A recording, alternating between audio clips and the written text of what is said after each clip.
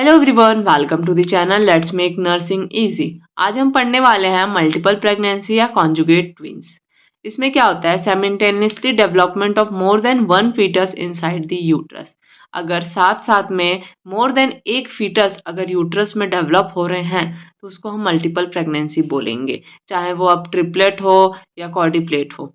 तो इसमें यहाँ से लाइन बाय लाइन लिखा है। अगर टू फीटस है तो उसको ट्विंस बोलेंगे, जो कि मोस्ट कॉमन होता है। 3 फीटस है तो उसको ट्रिपलेट बोलेंगे, 4 फीटस है तो क्वाड्रिप्लेट्स बोलेंगे, 5 फीटस है तो पेंटाप्लेट बोलेंगे, 6 फीटस है तो हेक्साप्लेट बोलेंगे। अब हम इसका कॉज देखें कि किस कारण से जो है ट्विंस या मल्टीपल प्रेगनेंसी होती है। तो इसमें हम देखिए, सबसे फर्स्ट है अननोन इटियोलॉजी, यानी कि हमको पता नहीं है कि किस कारण से होता है, लेकिन होता है। और एडरली प्राइमरी ग्रेविडा, यानी कि वो जो वुमेन है वो फर्स्ट टाइम प्रेग्नेंट हुई है, लेकिन अपना जो एज होता है 30 ईयर उसको क्रॉस कर दिया उसने। ग्रैंड मल्टीपैरा, यानी कि जो पहले बहुत बार प्रेग्नेंट हो चुके हैं, more than 4 to 5 times. And primary history of multiple pregnancy, मतलब previous history of multiple pregnancy है तो उसको भी हो सकता है। Maternal history of multiple pregnancy, यानी कि मदर जो थी उनका ट्विंस हुआ है तो ऐसा हो सकता है कि उनकी डॉटर का भी ट्विंस हो। अगर एआरटी थेरेपी चल रही है उनकी, जैसे कि आईवीएफ चल रहा है, आईवीएफ में भी ट्विंस प्रेगनेंसी हो सकती है। गिफ्ट ये सब में भी ट्विंस प्रेगनेंसी हो सकती है। इंडक्शन ऑफ ओव्यूलेशन, अगर हम ओव्यूलेशन हो उसका अगर ड्रग्स दे रहे हैं, जैसे कि increase GNRH, gonadotropin releasing hormone, या फिर क्या है, clomiphene citrate drug given to stimulate ovary and release ovum. अगर उसको कोई ड्रग्स दिया जा रहा है जो ओवरी को स्टिमुलेट कर रहा है तो उसमें से ओवम रिलीज हो रहा है, तो ऐसा हो सकता है कि दोनों ओवरी से एक एक ओवम रिलीज हो जाए, तो ट्विंस प्रेगनेंसी हो सकती है। तो ये सब कॉजेस हैं। अब हम देखते हैं कितने टाइप के होते हैं ट्विंस प्रेगनेंसी। तो ये तो हमने देखा simultaneously development of two fetus inside the uterus, इसको बोलते हैं मल्टीपल प्रेगनेंसी या कॉन्जुगेट ट्विंस। अब इसका टाइप है मोनोजाइकोटिक ट्विंस और डायजाइकोटिक ट्विंस। तो यहाँ पे मैंने मोनोजाइकोटिक और डायजाइकोटिक को अलग अलग करके आपको अच्छे से समझाने की कोशिश की है। तो मोनोजाइकोटिक जो रहता है वो 20% है, डायजाइकोटिक जो है वो 80% होता है। मोनोजाइकोटिक में क्या क्या होता है पहले वो देखते हैं। तो इसमें सिंगल जाइकोट रहता है, यानी कि ओवम भी एक रहता है, स्पर्म भी एक रहता है। इसमें आइडेंटिकल ट्विंस रहेंगे, यूनिओव्युलर ट्विंस रहेंगे, यानी एक ही ओवम से बने हुए ट्विंस रहेंगे। सिंगल प्लेसेंटा, इनका जो प्लेसेंटा रहेगा वो सिंगल रहेगा, लेकिन अम्लाइकल कॉर्ड जो रहेगा वो 2 रहेगा। इनमें जो रहेगा इंट्रावेनियस मेम्ब्रेन जो रहेंगे वो डाई एमनोटिक और मोनोकोरियोनिक, यानी कि एमनियन 2 रहेंगे लेकिन कोरियन 1 रहेंगे।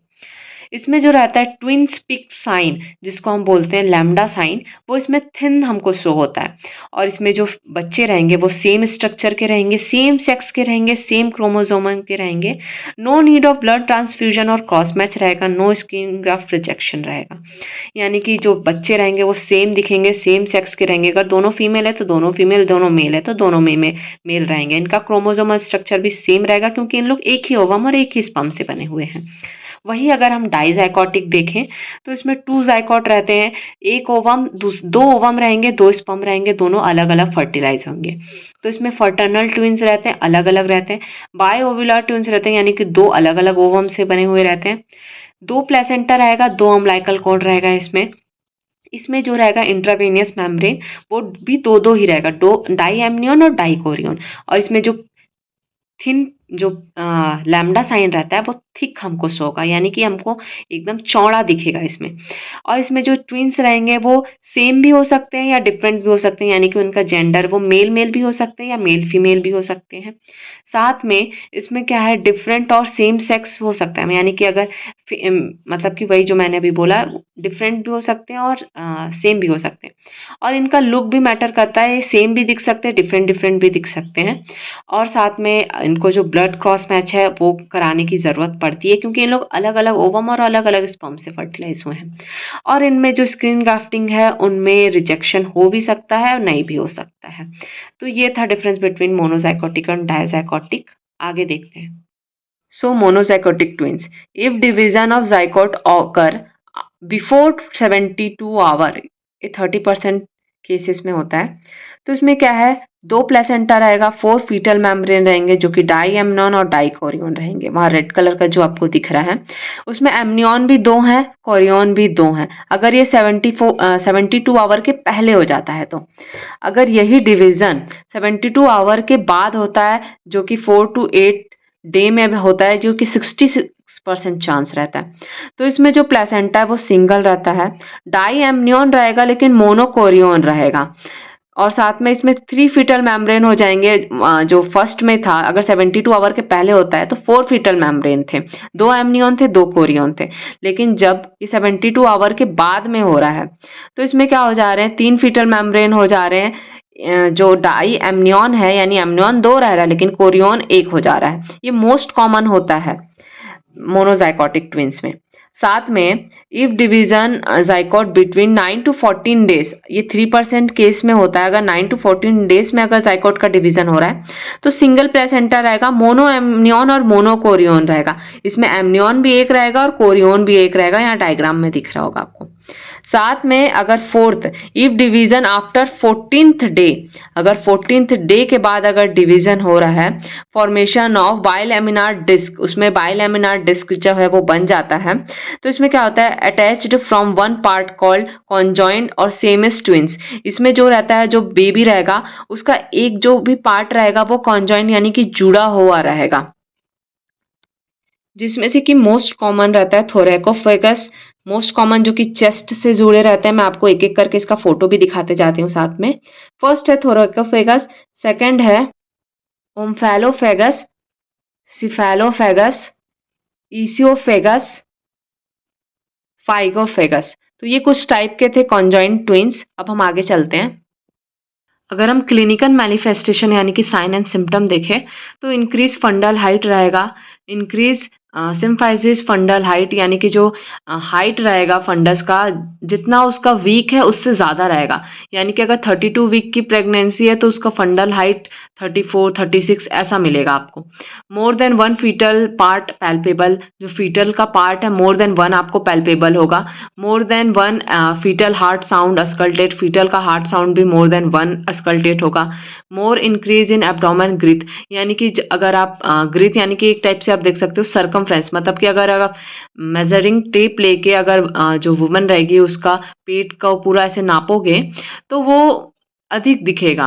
मतलब सिंगल प्रेगनेंसी में कम रहता है और जो मल्टीपल प्रेगनेंसी है उसमें ज़्यादा रहेगा।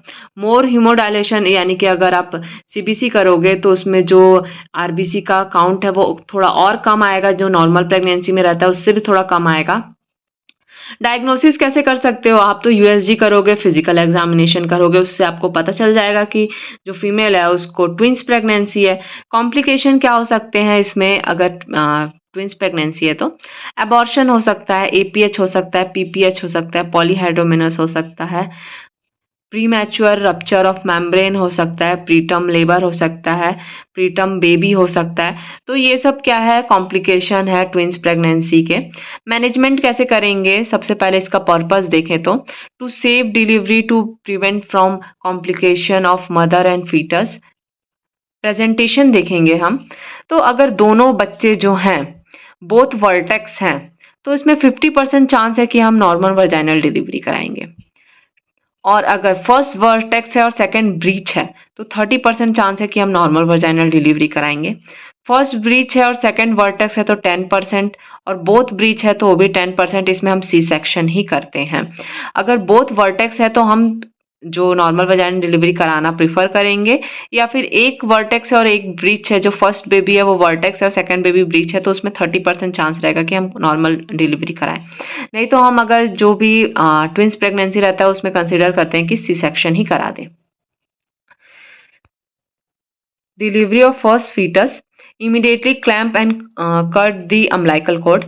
जैसे कि नॉर्मल डिलीवरी जो रहता है एक बेबी का, तो उसमें हम 1 मिनट वेट करते हैं, 1 से 2 मिनट वेट करते हैं ताकि जो है हमको जो ब्लड है पूरा वो फीटस में आ जाए। लेकिन इसमें हमको वेट नहीं करना है, इसमें हमको इमीडिएटली क्लैंप करना है और कट कर देना है कॉर्ड को, क्योंकि अभी दूसरा बेबी भी डिलीवर होना है।